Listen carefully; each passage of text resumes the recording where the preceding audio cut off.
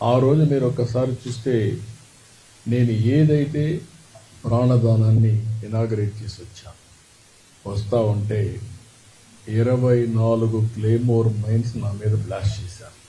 నేను ఏ తప్పు చేయలేదు, ప్రజాహితం కోసం పనిచేశాను, లా అండ్ ఆర్డర్ మెయింటైన్ చేయాలని ఆలోచించాను. దాని మీద ఖర్చు కడితే వెంకటేశ్వర ఎక్కడైతే మనం ఆ స్పాట్ కూడా ఇప్పుడు ఉంది పల్లెపేట దగ్గర ఎంట్రన్స్లోని. అయితే ఆ రోజు అదొక మిరాకిల్. నేను తప్పించుకోవడం అనేది జరిగే పని కాదు. సాక్షాత్తు వెంకటేశ్వర స్వామి నన్ను కాపాడాడు, ప్రాణం విడిచిపెట్టాడు.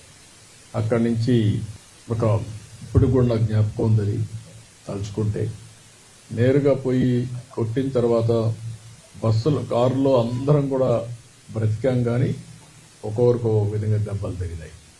నేనున్నాను, కృష్ణమూర్తి ఉన్నాడు, గోపాలకృష్ణారెడ్డి, రాజశేఖర్ రెడ్డి, వీళ్ళందరూ ఉన్నాం.